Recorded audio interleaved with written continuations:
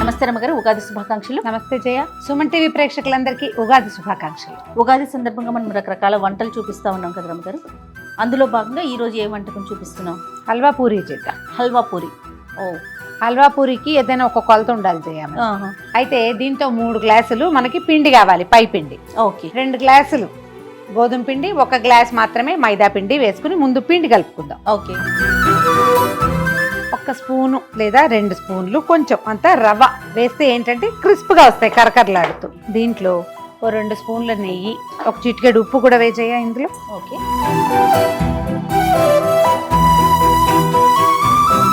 మనం కొట్టి గోధుమ పిండితోటే ఎందుకు చేయము, మైదా పిండి ఎందుకు కలుపుతాము అడుగుతారు చాలా మంది.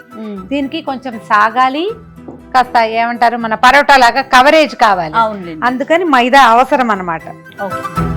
ఇది మన గోధుమ పిండి కంటే కొంచెం లూజ్గా కలుపుకోవాలి, కాస్త అంటుకుంటూ ఉండాలన్నమాట.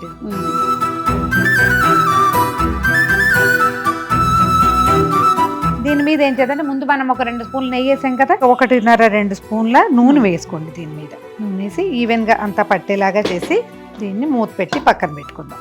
ఓకే అండి. ఈ లోపు మనం హల్వాని చేసుకుందాం. హల్వా చేసుకుందాం. చేద్దాం. ఇప్పుడు చూడు, చిన్న గ్లాస్ రవ్వ. ఓకే. ఈ గ్లాస్తో, గ్లాస్ రవ్వ అయితే గ్లాసున్నర పంచదార. ఓకే. 3 గ్లాసులు నీళ్లు. ఓకే. ఇదిగో 1కి 3 నీళ్ళు పోసేస్తున్నాం. తర్వాత గ్లాసున్నర పంచదార. నీళ్లు ఇంకా పెంచుకోవచ్చు జయ, మెథడు. ఇవి 4 నీళ్లు పోసామనుకో, పంచదార ఇంకా కొంచెం ఎక్కువ వేసుకోవాల్సి వస్తుంది. నువ్వు 4 పోసిన కొందికి రవ్వ ఒదుగొస్తుంది. నీళ్లు తక్కువ పోస్తే ఎక్కువ అవదు, ఇది నీళ్లు పడాలన్నమాట. పంచదార కరిగి ఈ పాకపు నీళ్లు కలపెళ్లాడుతుండగా మనం రవ్వ పోసేస్తామన్నమాట. జీడిపప్పులు చిన్న ముక్కలు చేసి పెట్టుకోండి. ఎంత బుజ్జి బుజ్జి ముక్కలు చేసామో చూడండి.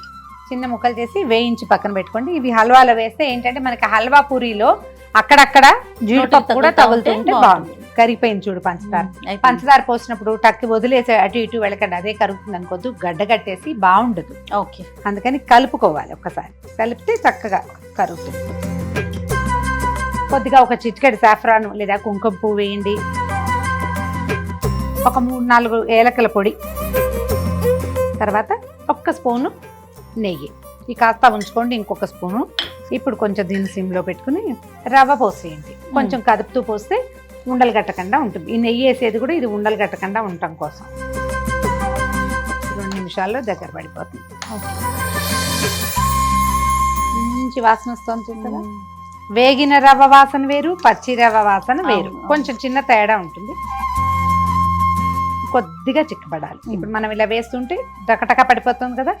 1 రవ్వ స్లోగా పడితే చాలన్నమాట. ఈ పనులు చేసేటప్పుడు చిన్న స్పూన్లు తీసుకోకండి. నేను జనరల్ గా చిన్న స్పూన్. అవునవును. పెద్ద గరిటె తీసుకోండి. ఇది ఇట్లా తుళ్ళి మీద పడుతుంది. తీసేసి చల్లారే సరుకులు ఇది కరెక్ట్ గా మనకు కావాల్సిన ఉన్న టంగుగా చేసామనుకో వత్తలేకపోతాం, బాగుండదు కూడా, మృదువుగా రాదు. అందుకని 1 రవ్వ లూజ్ గా ఉండాలి, మరీ పరిగెత్తకూడదు. మనం ఈ లోపల జీడిపప్పు వేయిద్దాము. వేయించిన జీడిపప్పు పలుకులు కూడా ఇందులో వేసేసుకుని హల్వాని పక్కన పెట్టేసుకుందాము. 1 స్పూన్ నెయ్యి ఈజీగా పొయ్యి మీద నుంచి దించి పక్కన పెట్టండి.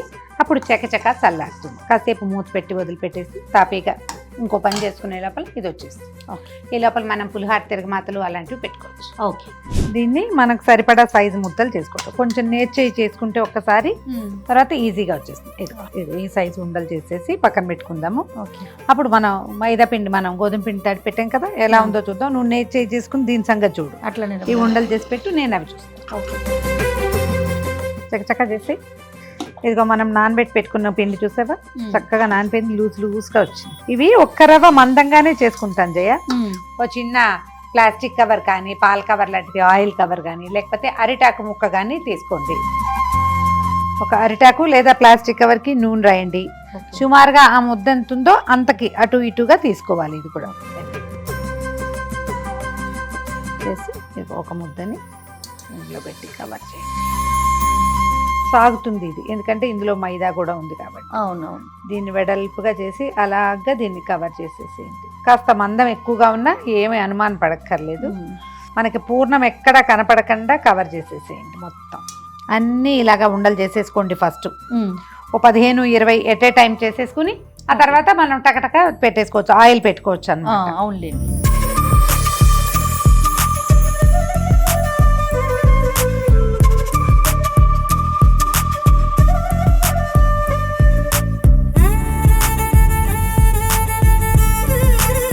ఇగో అన్నీ చేసి పెట్టుకున్నాము.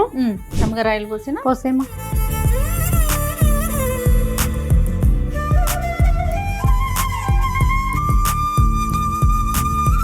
ఎంత లైట్ గా అనిపిస్తుంది కదా ఆయిల్. మంచి నూనె అంటేనే ఫ్రీడమ్ ఆయిల్. ఫ్రీడమ్ ఆయిల్ లో లీటర్ నూనె కొంటే అందులో ఖచ్చితంగా లీటర్ ఆయిల్ ఉంటుంది. అదే చాలా కంపెనీ నూనె ప్యాకెట్లలో లీటర్ కి కొన్నా అందులో లీటర్ ఆయిల్ ఉండదు. అందుకే క్వాలిటీతో పాటు క్వాంటిటీ కూడా ఖచ్చితంగా ఇచ్చేది ఫ్రీడమ్ ఆయిల్ మాత్రమే. ఫ్రీడమ్ అంటేనే నమ్మకం. మనం మన చేతులతో మన ఇంట్లో వాళ్ళ కోసం చేస్తున్నాం కాబట్టి వాడే ప్రతి పదార్థం మీద ఒక్కసారి దృష్టి పెట్టండి. అంతే కదా రమ్మగారు? అంతేనమ్మా. కొద్దిగా నూనె చెయ్యి లేదా నేర్ చెయ్యి చేసుకుని వేసేయటం. అద్దేస్తే వీటిని ఒత్తటము కొంచెం మన అరచెయ్యి అంత చేసుకుంటే సరిపోతుంది. చిన్న మూకుడు పెట్టుకుని సరిపడా నూనె పెట్టుకుంటే ఒకటి. అంతేనా? మూకుడు పెద్దది ఉంది కాబట్టి మనం 2 వేసుకోవచ్చు. మొదట ఫస్ట్ తీసాక చూద్దాం. అదే తేలు వచ్చేస్తుంది కదా, రాని పైకి వచ్చాక అప్పుడు తిరగేస్తే రెండో పక్కన కాలిపోతుంది.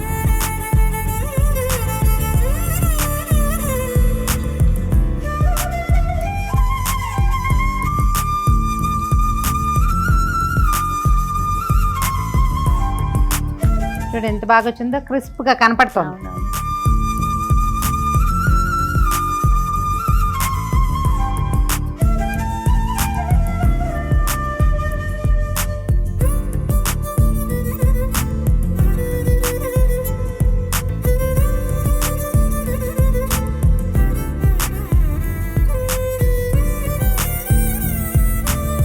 చిన్న గ్లాస్తో చేసామా, దీంతో మనకి 20-22 దాకా అవుతాయి.